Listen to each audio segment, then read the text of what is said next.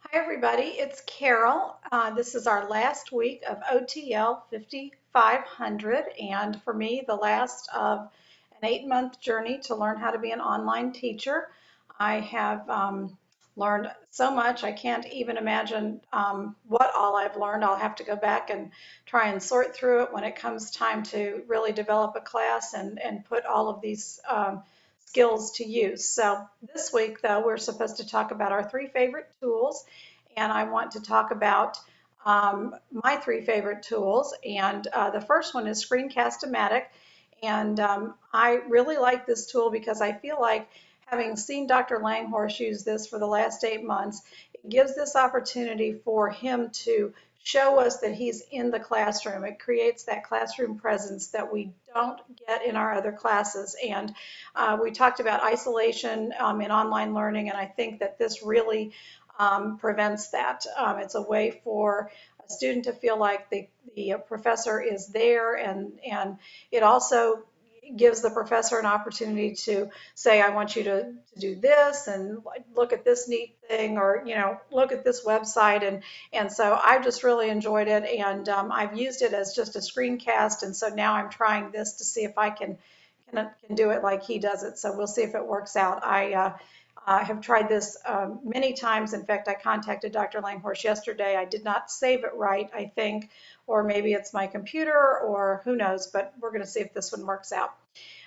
My next favorite tool was the Padlet, and I'm going to show you my particular account. I made an account to do Padlet, and so this is how Padlet works. Padlet is a virtual bulletin board, and what you're doing is you're putting, like they say, sticky notes on this screen right here. So let's say that this is your Padlet, and so what you'll do is you'll put a sticky note on this ocean screen.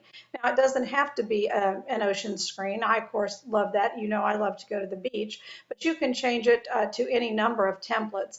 The other thing is you can also decide how you want those sticky notes to be placed. If you want it to be free form like this, or if you want it to be a grid. I don't really know what Stream is. I haven't done that. As you can see, the different wallpapers they have down there. They also have a whole lot more that you can choose from, and the premium has even more than that, but I don't think you need premium. When I did mine, I used Blackboard because it was plain, which is sort of dull, but anyway, that's what I did.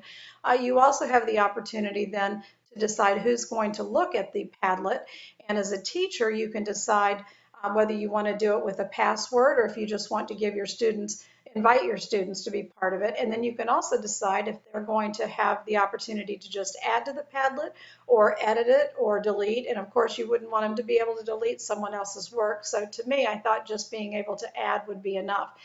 And then finally, you just get started on creating your Padlet. So you would post it. There's a little tool down here. You click on that, and then there is the actual sticky note. So from the sticky note, you can add an audio file, or you can add a video. You can add another sort of attachment. You can add an image, or you can add like a Word doc or something. So let's just say that we're going to put in the title Beloved, which is what I did in my fictional class and for my lesson plan. And I had my students do list the plot, because there were lots of flashbacks in that particular story. And so I had them do that. Once the first plot was on, then the next student could come along, and collaboratively they could add the different points of plot. Well, that didn't do. There we go. Now, so then the next student could add Beloved, and then they could add plot, whoops, 2, and so forth. Now, they can also be dragged around to different spots. They can be edited, like I didn't need to make that a capital letter, so I would do that. I had asked my students not to number the plot, but if you can move them around like that, you can do that. The other thing is, when it comes time to share, you can share them in a lot of different ways. You can copy your link to a blog if you want to, or you can email it or use social media. You can save it as a PDF, you can print it. There's just a lot of ways to use it, and I could see that this would be a good application for other content areas as well. All right, my final thing was Google Docs, and I did not use Google Docs for this particular class, but But I like all of these applications. We used Blogger. In fact, Blogger doesn't show up here, but it does in the full suite under the Google Drive. And I liked Blogger in our other class. I like Docs and I like Slides. I like the fact that for those particular applications, you can, as a teacher, see the revision history so that if you really want to encourage your students to collaborate, you can show them that you're serious, that you want them to do that, and they can see that their grade is not tied to someone else's grade for lack of participation, that actually you value their participation and that's important in the group. Additionally, I think that the saving feature is fabulous because I don't know if you all have done this, but I have X'd out of things before and thought, well, I guess I just lost that. And sure enough, I have lost it.